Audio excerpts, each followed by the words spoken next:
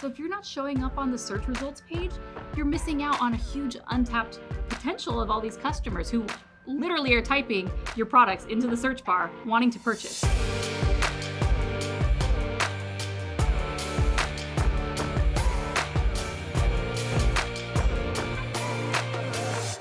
Welcome to The Journey. I'm Newley. And I'm Morgan. And today we're going over the beginner's guide to SEO.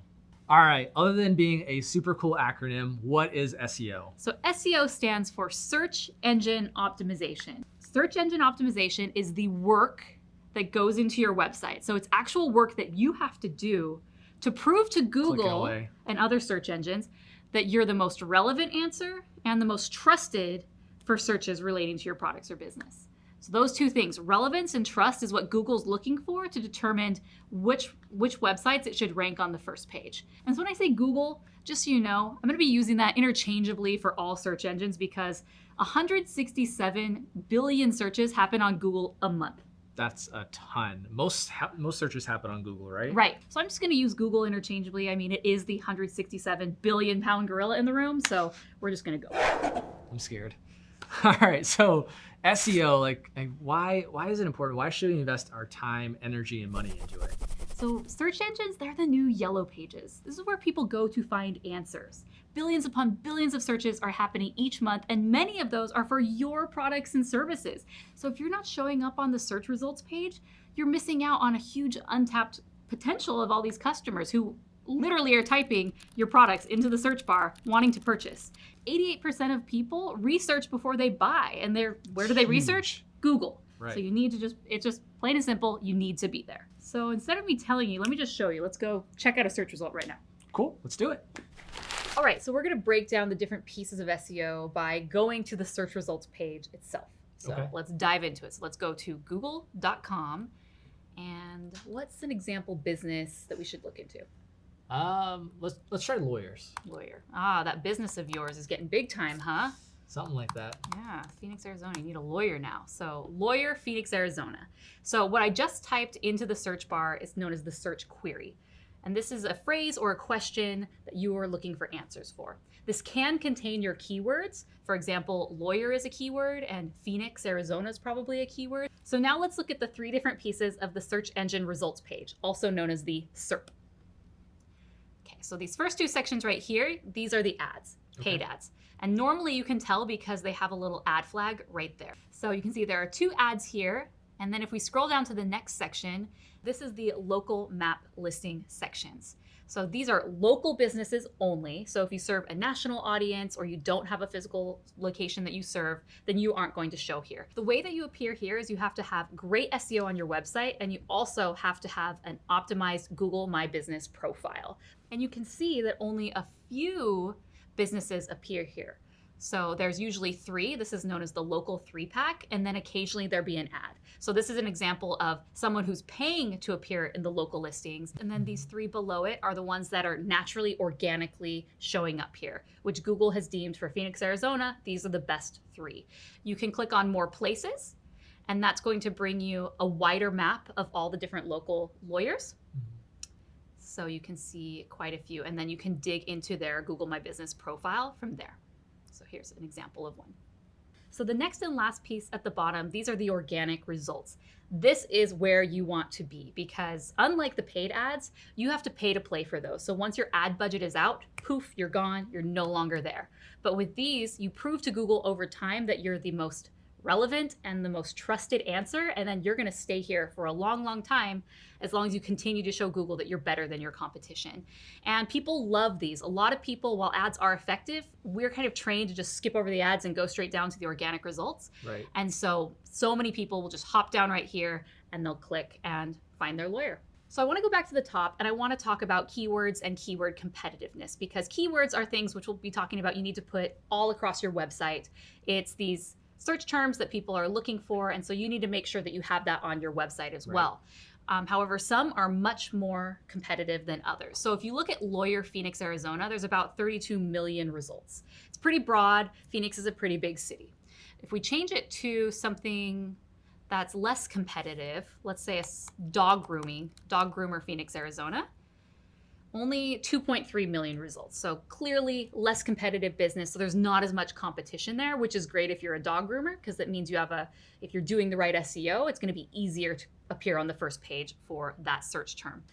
Unlike lawyers, where they put a lot of money into advertising, it's a very, very, very competitive space. There are people always fighting for those top spots. Should we only put short keywords? Is there anything else we can use?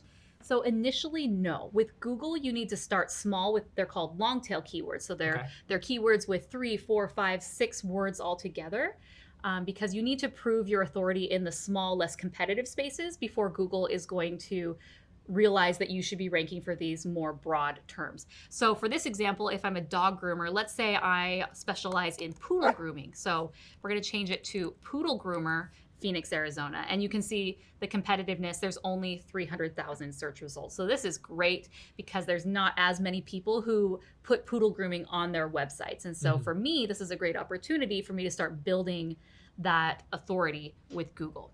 So remember, if I'm a dog groomer and we go to my website and there's absolutely nothing about dog grooming, it's just my name, my phone number, and maybe a photo, Google's going to look at that and think, this doesn't talk anything about, not relevant, right. It's not relevant. So this person must not be great for this keyword. They're probably not a dog groomer at all. So our job is to go and make sure that all the content on our website is relevant to those keywords. All right, so you're telling me all I need to do is update just a little bit of content on my website? Not exactly. So remember that we're doing this not only for our users so they have information, but for Google. Okay. So, and Google likes our websites to be structured in a very particular way, right? Ultimately, it's a robot that's scanning the back end of our website. So the back end data of the website, Google wants to make sure that we have it formatted in a way that it can easily read and know what our website's about. So these are things like our H1 tag, our metadata, meta descriptions, which I'm going to go into right now to show you where this is. Awesome. Let's see it. So since we're here on this poodle grooming website, let's go to this one, Puff and Fluff Grooming and Pet Sitting. I'm all about rhyming. It's a nice looking website, has great colors, great branding, but the problem is Google doesn't see any of that. This is what they see. Boom. That's gross. That's not that pretty. And end users, your customers, if this was the way that your website was presented, they would get nothing from this. However, this is exactly what Google looks at when they're wanting to rank a website. All right, so you're telling me that I have to know how to code to do that? Not necessarily, because modern day website builders already have this built in here. You can see with this website, they're actually using a plugin for WordPress called All-in-One SEO, where you just put it in and it just makes it super easy for you as a non-technical user to update all of these SEO elements, which is awesome. So as part of this, you need to have your meta title. So this is basically the title of each part of your website that when you go back to the search engine results page, this is what will show up. So for this example, they set their meta title for Puff and Fluff Grooming and Pet Sitting. And then you can also see right here, the meta description, they get to choose what that is. All right, so that's the basics of SEO, the search engine results page, everything on your website. We just talked about everything on site that you need to do to your website. So now let's talk about the things off site. Okay. That shows Google that you're the most trusted answer for search results. All right, so explain trust a little bit more for us. Yeah, so I have an analogy. So let's say that you get a call one day and it's from a 5th grader, and the 5th grader says, hey, Morgan is the best basketball player in the entire world. Are you gonna believe him?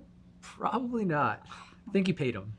Right. All right. Now, what if Kobe Bryant, LeBron James, and Michael Jordan called you up and said, hey, got the scoop on this new player, Morgan. She is the best basketball player in the entire world.